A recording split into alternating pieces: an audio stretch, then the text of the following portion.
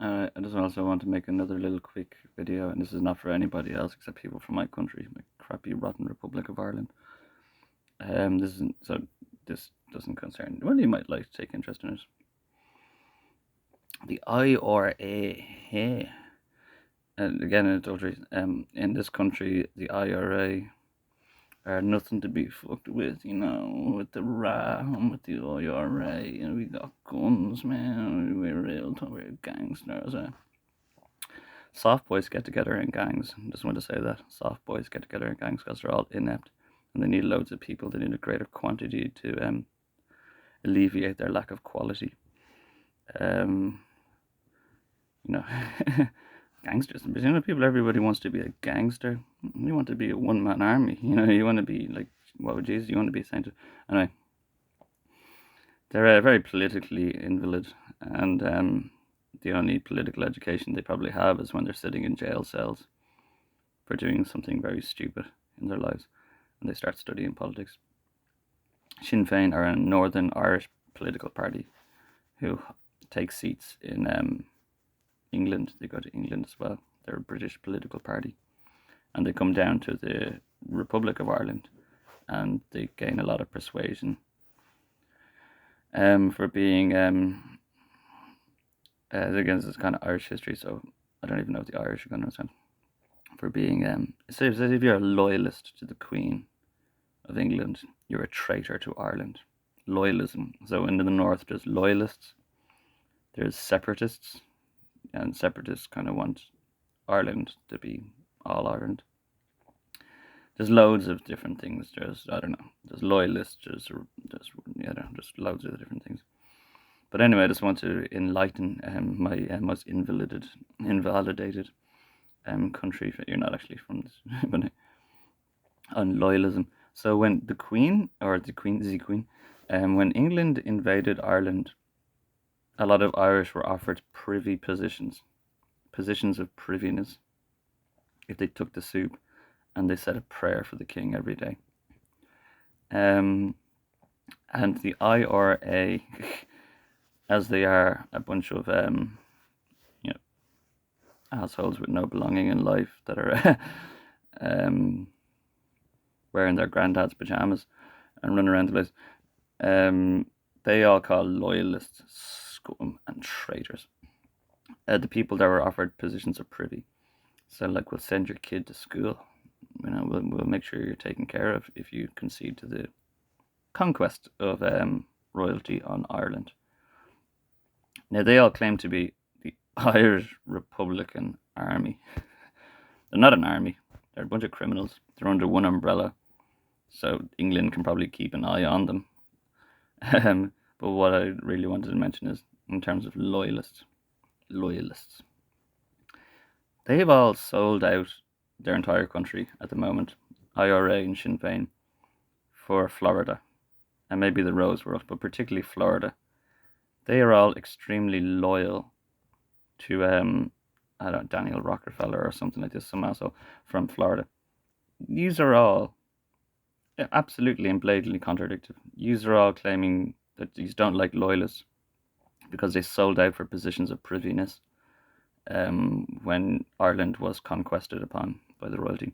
Now, yous are selling out for positions of privy, cash and women and whatever. These are all selling out to Florida. They're not even royalty. They're not even dignified. They're not even Gentile. You know what I mean? They're not even Christian. And the royalty were very dignified and very Christian. No, you messed them up pretty bad. Ireland, we'd make a noise, and they'd come into Croke Park and shoot all the people. Margaret Thatcher or whatever. No, treat dogs like dogs. They're like Israel and Gaza. This is why Ireland, like Palestine, to a certain extent, are claimed to. And again, Sinn Féin will just claim to like anybody. I've said this before. Sinn Féin just will claim to like LGBTQ. They don't. They murder queers. They murder queers a lot. They claim to like travellers. They don't like travellers. They're Northern Ireland political party. They're a Nazi party. They're a Northern Irish nationalist party. They bring death contracts to travellers all the time. They get travellers hooked on drugs. They enslave them. They don't. They just tell you things you want to hear. They're very politically invalid and very politically. They were originally a terrorist organization that became a political party, so you can make a better noise in politics than you can running around killing people. But that's what I just want to say. Yous are all loyalists now. IRA, Sinn Féin. You're not Irish. You're committed to a Northern Irish Nazi party. You're not Republican. You don't care for the people of this country. You're the corrupt, dirty dogs that the government get you running around doing things for them, because in this rotten republic you need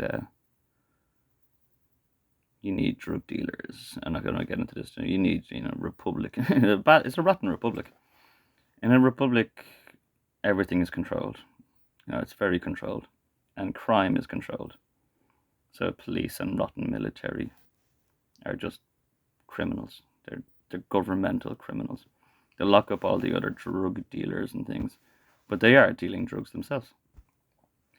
They'll kill you for being an alleged murderer, but they murder you for being a murderer.